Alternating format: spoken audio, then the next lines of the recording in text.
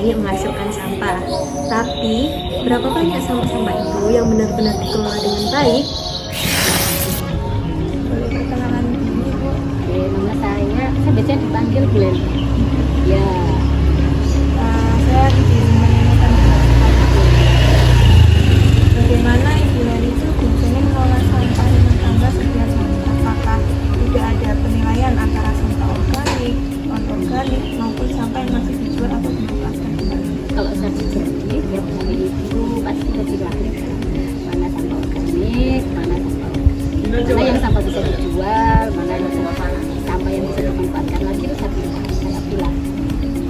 Dipilah Iya. Menurut Ibu, apakah sampah rumah tangga itu memiliki nilai ekonomi yang bisa dijual?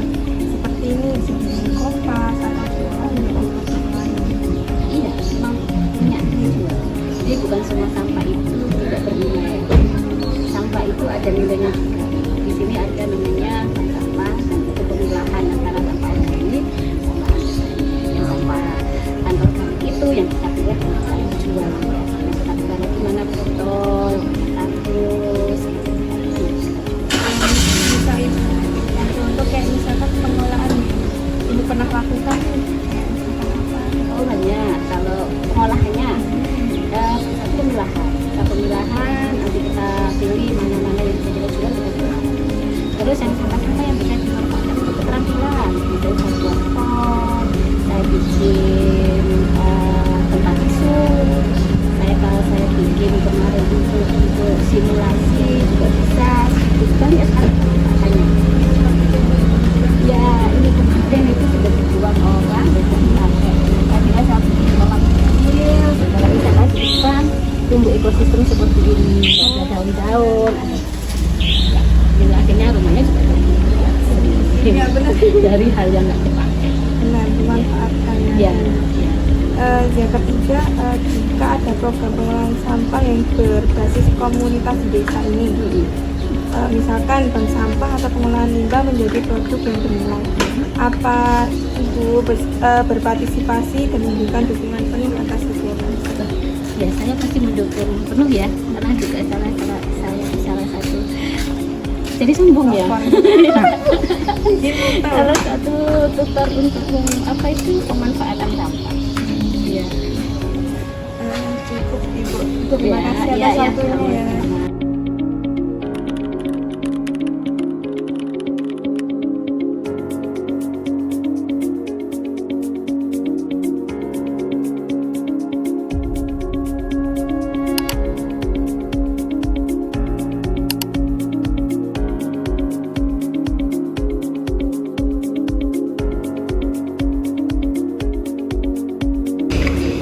Karena perubahan tidak dimulai dari kebijakan besar, ia dimulai dari rumah tangga. Mungkin bisa perkenalan dulu dengan Ibu siapa? Kan saya Ibu Dewi dari RT 3 Puri Permata. Mungkin langsung saja ke pertanyaannya. Bagaimana Ibu bisa mengelola sampah rumah tangga setiap harinya? Apa sudah dipilah antara sampah organik dan sampah non organik di rumah tangga? Iya benar, saya pilah tiap hari itu kalau kayak organik dan non organik itu saya pilah tiap hari. Jadi sesuai ini aja, kalau di bank sampah kan ada ini pilah-pilahan tertentu gitu ya, kayak kardus ini itu sudah saya pilah dari awal. Tinggal disebarkan Ya saja ke tinggal sampah. nanti kalau ada penimbangan tinggal saya bawa aja ke pusat. Jadi apa menurut Ibu, apakah sampah rumah tangga yang Ibu kelola tadi memiliki nilai ekonomi yang bisa diperjualbelikan misalnya? Tentu bisa. Itu kan saya kan sebagai pengurus ini mengumpulkannya itu saya biasanya 1 tahun sekali saya kasihkan. Ada yang dapat 600, itu orang-orang seneng, ibu-ibu itu seneng. Ya, gitu. Jadi ada tertentu pilah-pilahnya itu sudah ini pakai ini gitu. Jadi satu-satu gitu. Ada nilainya, ada nilai jualnya. Karena di sini bank sampahnya juga udah berjalan kan? Iya, di betul. Di desa ini, apa mungkin menurut Ibu dukungan apa yang dibutuhkan agar program bank sampah ini tetap berjalan dan berkelanjutan sampai nanti Mungkin kita pengurus-pengurus barunya Oh iya, mungkin ini apa namanya? Lebih giat aja ibu-ibu mengumpulkan, terus apa namanya? Sebenarnya ada dukungan sih dari desa. Kalau kita ada perkumpulan gitu, tetap aja ada ininya. Dari anak mudanya juga ikut andil. Belum ini. Sementara ini masih ibu-ibu PKK. Mungkin nanti bisa Iya, mungkin nanti kedepannya untuk Karang Taruna juga mungkin bisa. Cuman ini belum ada. Karang Taruna juga ini belum jalan ini di sini. Ya masih mulai merintis. Iya. Itu baik, terima kasih. Oh iya, sama-sama. Ekonomi sirkular bukan konsep yang jauh dari kehidupan desa. Ia bisa dimulai dari hal yang paling sederhana, dan yaitu memilah sampah di rumah. Halo Tante, Ya. boleh perkenalkan diri namanya siapa? namanya Fatih. Boleh tanya-tanya ya Tante? Ya, pertanyaannya itu kayak bagaimana Ibu biasanya mengelola sampah rumah tangga setiap hari? Apakah sudah ada pemilahan antara sampah organik, anorganik, atau yang bisa dijual atau dimanfaatkan kembali? Iya. Apakah sudah ada pemilahannya? Belum. Jadi kayak campur aja ya? Iya. Oh, jadi sampah rumah tangga itu menurut Tante itu ada nilai ekonomisnya nggak, kayak bisa dijual, dijadiin kompos atau diolah produk lain? Apakah udah pernah lakuin nggak? Belum pernah. Berarti cuma kayak sampah? Iya, ya suka kalau tampang sampah gitu aja, pengembangan gitu aja.